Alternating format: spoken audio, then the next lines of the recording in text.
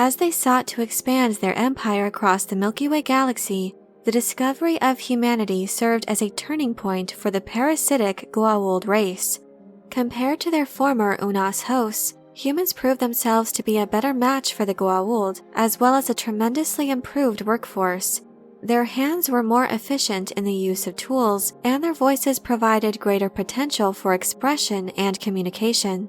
The ever-ambitious parasites wasted no time capitalizing on this discovery, as they immediately began subjugating, breeding, and transporting these humans, using them as worshippers and slaves forced to work in Naquadah mines.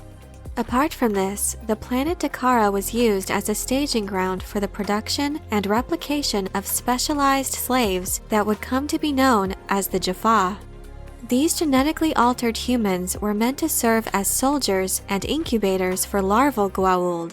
In this video, I'd like to talk about the history of the Jaffa, their liberation from oppression at the hands of the Goa'uld system lords, and their continued fight for freedom. Spoiler warning, as I will be talking about significant plot details that occur throughout the Stargate SG-1 series. For many thousands of years, the Goa'uld propped themselves up as gods among their subjects. Through the acquisition and repurposing of advanced technology, the system lords were successful in maintaining tyrannical control over their followers. As incubators for larval Goa'uld symbiotes, those who became Jaffa were rewarded with increased strength, protection from disease, rapid recovery from wounds, lethal infections, illnesses, poisons, and longer lifespans. All of these benefits were made possible by means of the symbiote which they carried. Naturally, this won the devotion of the Jaffa, reaffirming the indoctrination propping up their Goa'uld overlords as benevolent gods rather than the cruel and power-hungry egomaniacs they truly were. Aside from this belief, the fanaticism and devotion of the Jaffa was further attained through the teachings that one's death in the service of his master would result in tremendous rewards in the afterlife. Members of the Jaffa are typically marked on their foreheads, signifying which Goa'uld they serve. While this religious engineering proved effective throughout the many thousands of years in the history of the Goa'uld Empire, it wasn't flawless. At one point, after realizing the Goa'uld for who they truly were, a group of Jaffa known as the Sudan went into hiding. Although they declared their independence, they were forced to periodically raid Goa'uld transports as a means to procure new symbiotes. The Sudan served to indicate the Jaffa's hidden desire for freedom. The most impactful event which served as a catalyst for the eventual liberation of the Jaffa came from the actions of Teal'c of Chulak, the first prime of the Goa'uld system lord Apophis. By the time Teal'c made his first on-screen appearance, he had secretly been harboring doubts regarding the true nature of the Goa'uld. The arrival of the Tauri Stargate team proved to be the tipping point for Teal'c, as he chose to betray the Goa'uld and joined forces with these humans, protecting a group of prisoners from execution and helping them to escape. He then traveled with them as they returned to Earth, where he was eventually allowed to join the Tauri's flagship team, SG-1. Teal'c saw the Tauri as the best chance to achieve freedom for all Jaffa, and as such, he worked loyally to assist them for many years as they journeyed across the stars, weakening the stranglehold held by the Goa'uld over the galaxy. Over time, and with the help of his mentor Braytak, the Jaffa rebellion would gain traction as Teal'c worked to rally the Jaffa to join his cause. Along with assistance from the Tauri, the Goa'uld-like Tok'ra were instrumental in the combined efforts to weaken the Goa'uld Empire. The Jaffa rebellion was not without its setbacks, however. Once the system lords recognized the threat posed by this movement, they were successful in dealing substantial blows to the ranks of the Free Jaffa, wiping out several of their leaders. In order to augment their floundering military forces, due in large part to the growing Jaffa rebellion, the half-ascended system lord Anubis oversaw the creation of a new super soldier called the Goa'uld. These genetically engineered, artificially grown humanoid hosts were implanted with a Goa'uld symbiote and were outfitted with a suit of energy-dissipating black armor. For a time, the arrival of the Goa'uld staved off the decline of the Goa'uld Empire and greatly impeded the efforts of the Jaffa Rebellion, as these new super soldiers proved themselves to be nearly unstoppable in battle. Eventually, the combined forces of the Free Jaffa, Tauri, and Tok'ra were successful in creating an effective weapon which could then be used to fight back against the Goa'uld. In response to this news, an attack was ordered by Anubis on the Alpha site where this weapon was being developed.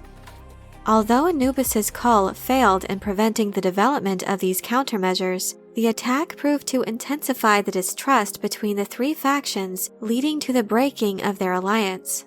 While Anubis certainly posed a significant threat to the prospect of the Jaffa's ultimate liberation, his arrival also proved to be a double-edged sword for the Goa'uld, as it triggered a large-scale civil war resulting in the death of many system lords and a consolidation of power. This, along with the invasion of the replicators, served to place the Goa'uld in an especially vulnerable position. Even though the Goa'uld were still quite formidable, they had been programmed to be loyal to one entity, Anubis.